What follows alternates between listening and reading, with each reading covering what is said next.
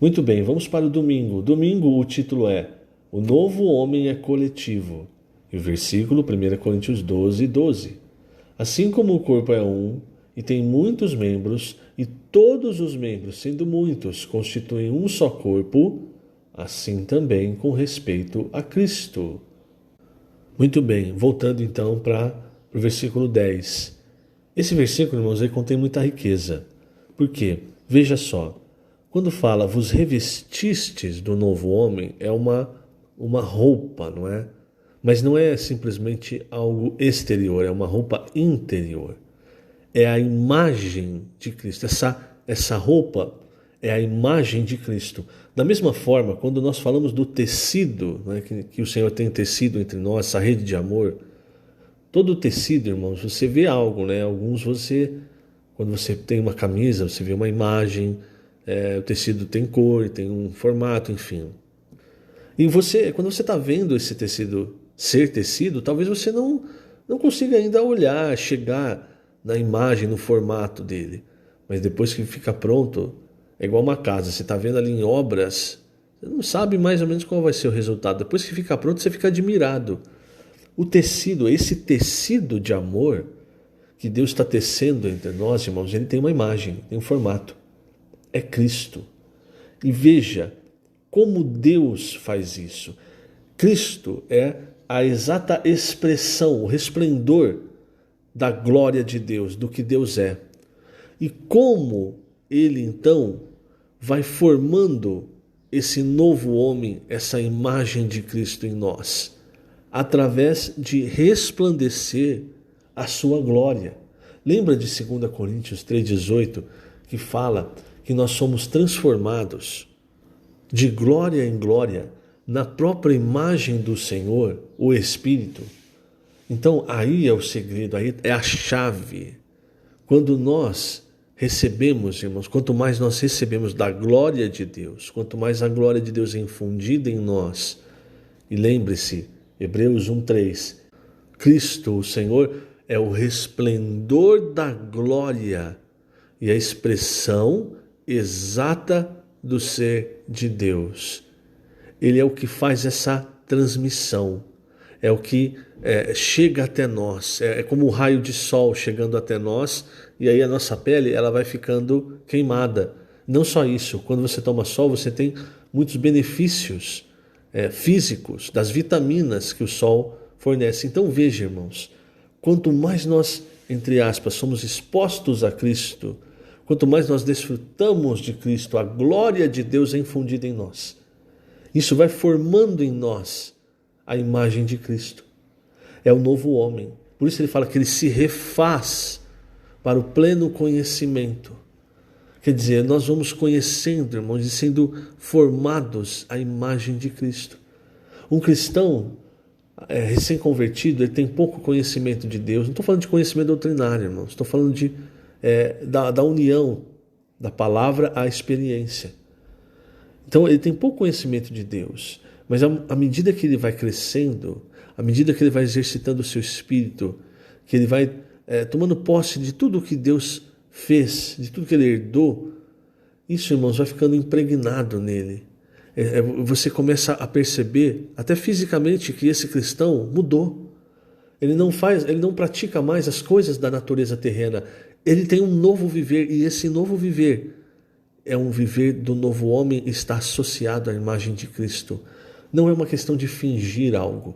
Não é uma questão de pensar o que o Senhor Jesus faria nessa situação. É uma questão de ter o próprio Senhor sendo formado em você. E veja que coisa maravilhosa, irmãos. Porque é tão importante nós imergirmos na palavra. Porque a palavra de Deus, ela traz a glória de Deus. A palavra de Deus, nós vimos, é a própria pessoa de Cristo. Onde está a palavra de Deus, nós temos a pessoa de Cristo. Você vê isso nos evangelhos. Depois que o Senhor ressuscitou, quando eles viam o Senhor, os discípulos, a própria Maria, eles ficavam confusos, né? Maria viu o Senhor e não reconheceu o Senhor como o Senhor. Em João 21, o próprio João, o próprio Pedro, eles viram o Senhor, mas não reconheceram o Senhor de imediato. Quando é que eles reconheceram o Senhor? Quando o Senhor falou. Então, quando o Senhor falou, Maria imediatamente reconheceu. Quando o Senhor falou, João imediatamente reconheceu. Porque é a palavra do Senhor, não é algo físico, irmãos, é a palavra do Senhor que traz a presença do Senhor. E quando ele, em João, João capítulo 17, enquanto o Senhor orava, no versículo 8, ele diz assim: porque eu lhes tenho transmitido as palavras que me deste. E mais à frente, depois, no versículo 22, é praticamente a mesma frase, mas ele muda palavra por glória. No 8 é palavra, mas no 22, eu lhes tenho transmitido a glória que me tens dado, para que sejam um como nós o somos. Então, o que a palavra, irmãos, ela faz conosco? Ela entra em nós, ela transmite a glória de Deus para dentro de nós. E ela vai nos transformando à imagem de Cristo. E o resultado não é a divisão, não é que eu vou me sobressair sobre os outros.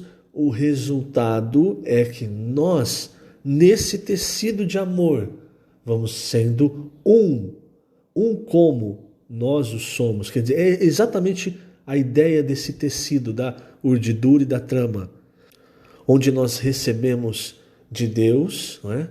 Na vertical, e entre nós esse amor na horizontal, e isso vai se mesclando e produzindo a relação que o pai e o filho tinham. Isso porque, irmãos, a figura do novo homem não é algo simplesmente individual. Nós estamos sendo trabalhados individualmente para o coletivo. O novo homem, como diz o título do domingo, é coletivo. Veja, eu vou ler alguns trechos do Alimento Diário nesse ponto. Página 37, segundo parágrafo. No novo homem não pode haver grego, nem judeu, circuncisão nem incircuncisão, bárbaro, cita, escravo ou livre. É Colossenses 3,11. Não há lugar para o homem em seu estado natural. Somos muito diferentes uns dos outros. Por isso, no novo homem não cabe mais o homem em seu estado natural, uma vez que Cristo na cruz eliminou o homem natural. Ele destruiu toda inimizade.